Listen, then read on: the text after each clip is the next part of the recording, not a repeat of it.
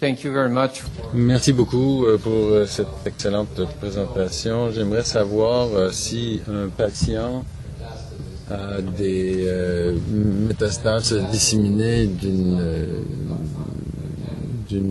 tumeur neuroendocrine et qu'il n'est pas candidat à la thérapie d'Otatoc. Qu'est-ce que vous faites à Bâle? Vous l'envoyez directement à la chimiothérapie ou vous décidez de... Bon, vous pouvez envoyer le patient dans un centre qui a d'autres possibilités de thérapie au radioisotope. Je recommanderais à ce moment-là du curium ou de la sandostatine ou de l'andréotine. Parce que vous avez vu les données présentées ce matin par le professeur Arnold d'Allemagne, et je crois qu'il y a là-dedans de bons résultats et qu'on peut faire des choses avec ces substances. Et deuxièmement, je ferai sur lui une scintigraphie au FDG et à l'ocléotrite. Et si vous trouvez une absorption très élevée de FDG qui ne produit pas ou qui montre qu'il n'y a pas surexpression ou sous-expression des récepteurs, à ce moment-là, j'irai. Je ne crois pas que l'agent que vous avez mentionné a un rôle à jouer dans ce type de tumeur, sauf pour des néoblastomes. Et laissez-moi parler. Si je vous avais montré mes PowerPoint, vous auriez vu des gens avec des carcinoïdes métastasiques où certaines des cellules étaient avides pour des ostéocytes, des MIBG, mais pas les mêmes. C'était des cellules différentes. Et donc, il me semblerait que on pourrait utiliser des scans comme preuve que le MIBG peut être utilisé ou pas à ce moment-là.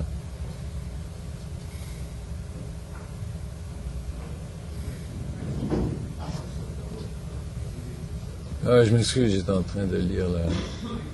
Alors, ma question, vous, lorsqu'on a des preuves scintigraphiques que la tumeur n'est pas avide d'ocléotides, mais qu'elle est avide pour le MIBG, comme on voit dans certains cas, à ce moment-là, je pense qu'il peut avoir application d'une thérapie au MIBG.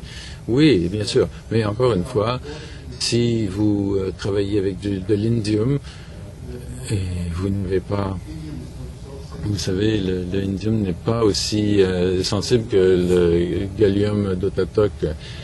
Et je ferai donc une scintigraphie au gallium d'Otatoc pour être certain qu'il y a suffisamment de récepteurs là pour que ça puisse fonctionner. Et bien sûr, si c'est positif, à ce moment-là, on peut procéder avec la thérapie en question.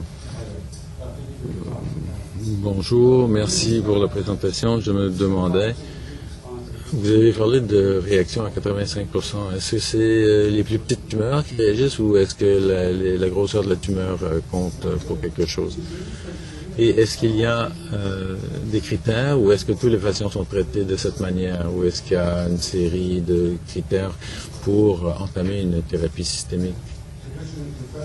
La première question concernant la grosseur des tumeurs, eh bien, nous avons vu que des patients qui ont d'énormes tumeurs ont habituellement de meilleurs résultats que les patients avec des tumeurs résiduelles plus petites. C'est-à-dire que si la tumeur est grosse et concentrée et que vous injectez de l'ocléotide, de toute l'activité sera concentrée sur la tumeur et vous aurez à ce moment-là un plus haut taux d'irradiation. Et je recommande fortement une telle thérapie chez ces patients. Ensuite, après la thérapie au Otatoc, les tumeurs sont beaucoup moins vascularisées parce que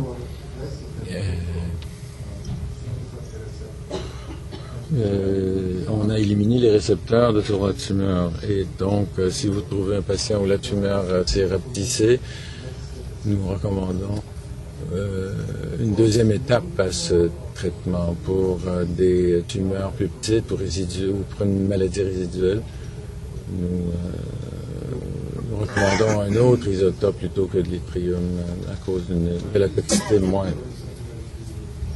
Est-ce que c'est tout le monde qui... Est-ce qu'il y a un processus de sélection des patients de manière standard ou, par exemple, un patient qui aurait une maladie d'une partie du foie ou tout le foie, est-ce que vous le traitez? Nous ne traitons que de manière systémique parce que nous avons vu, vous savez, au début de cette étude, nous avons injecté le produit dans les artères et on n'a pas vu de plus haut taux d'absorption que lorsqu'on injecte directement dans la tumeur. Les 600 patients que vous avez analysés au niveau de leur survie, est-ce que vous les avez stratifiés en termes de stade de la tumeur ou de la nature de la tumeur neuroendocrine? Oui, mais ces données que j'ai obtenues à peine la semaine dernière, donc c'est très préliminaire. C'est le travail de 7 étudiants qui travaillent là-dessus et j'espère que nous aurons des données exhaustives ou complètes d'ici le milieu de l'année prochaine. A question. Is there a role for pseudo-adjuvant treatment? Est-ce qu'il y a un rôle pour un traitement pseudo-adjuvant pour un patient qui a subi une chirurgie et qui n'a plus que des traces microscopiques de sa maladie? Mon avis personnel, c'est que oui, ça vaut la peine, mais je ne donnerai pas de l'yttrium. Mais je ferai le traitement au lutetium. La raison, c'est la même politique que chez un patient qui a un cancer. Bon, là, on est sûr que le cancer est parti, mais on traite quand même avec le iodine 1 ou 2 cycles. Au lutetium, ça ne nuit pas à la santé du patient, ne provoque pas d'effets secondaires. Yeah, I have a few answers I must give. One is... Bon. Est-ce que les patients québécois sont traités au lutetium ou au strontium? Je sais personnellement, je connais personnellement une personne qui est allée en Europe pour recevoir une évaluation pour le traitement au lutetium. Mais elle n'a été pas finalement admissible parce que sa tumeur absorbait mal. J'imagine qu'il y en a d'autres, mais aucun des patients ne m'ont informé qu'il ou elle était traité.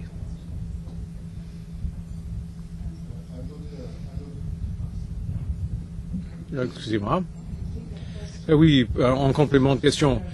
Bon, est-ce que les médecins envoient leurs patients en Europe pour des traitements au lutetium?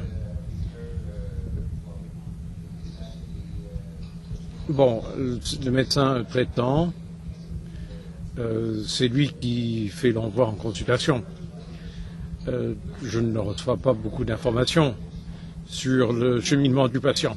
Donc vous ne savez pas s'il y a des patients québécois qui sont envoyés en Europe pour l'yttrium 90 ou le lutetium 197 ou 177 plutôt.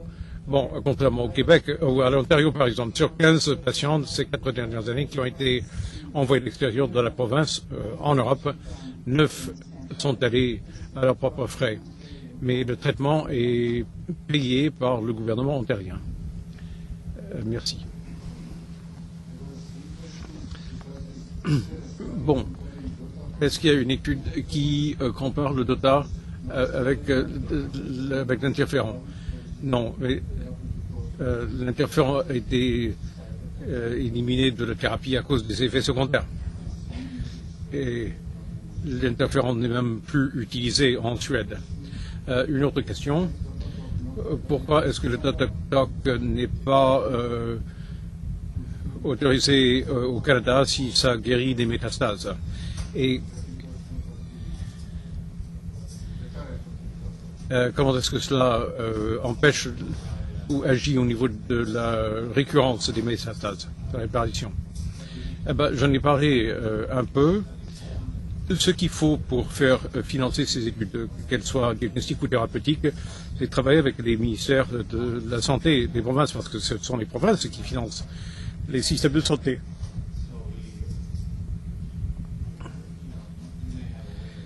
Vous avez peut-être un moyen de procéder au Québec qui serait différent par rapport à ce qu'on doit faire en Ontario ou dans d'autres provinces.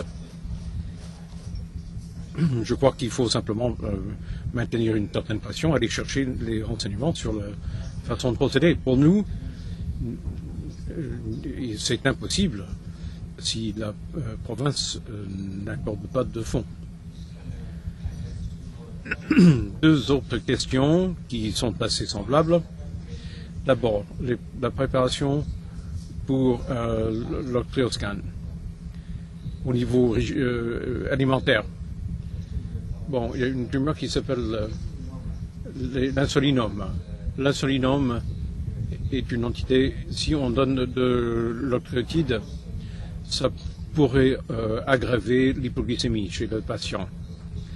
Et à ce moment-là, il faut s'assurer que le patient ne devient pas hypoglycémique en cours de traitement. Quant aux médicaments, l'octréotide inhibe les analogues, l'absorption des analogues de somatostatine. Donc, il faut retirer le patient, retirer au patient son médicament avant le scan. La plupart de nos patients prennent des analogues à action prolongée. Alors vous avez le traitement tous les 3 mois. Alors vous demandez un scan, un octréoscan, alors que les patients sont médicamentés. Comment faire? Bon, la question est de savoir quelle est la préparation qui est utilisée. Est-ce que c'est à l'action prolongée? Si c'est à l'action prolongée, il faut interrompre pendant plus longtemps. Mais il y a des cas où il n'y a pas d'autre méthode d'imagerie qui soit aussi bonne. Alors, même s'ils prennent de l'octréotide, il faut déterminer si le patient est malade et donc il faut faire un octréoscan. Nous avons le même problème au niveau thérapeutique. Nous recommandons d'arrêter un médicament LAR 6 semaines avant la thérapie. Et si le patient développe des syndromes, et ça arrive des fois, nous donnons la forme action courte et on arrête 48 heures avant. Bon, pour ce qui est des envois de consultation depuis le Québec, en Europe, plusieurs patients ont été envoyés et bien évalués et nous avons réussi à le faire payer par la RAMQ. Dans d'autres cas, ce sont les patients qui ont dû payer eux-mêmes. Bien, c'est utile à savoir. Bon, une dernière question. Le docteur, il y a une question depuis la salle. Quel est le coût du traitement d'un patient qui vient d'Amérique du Nord? Bon, le coût, tout compris, pour un cycle, en dollars canadiens, 9 000 $ par cycle.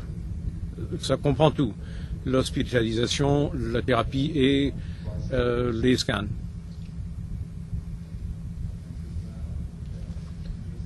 Bon, je pense qu'on me fait signe qu'il faut arrêter et prendre le pause du café.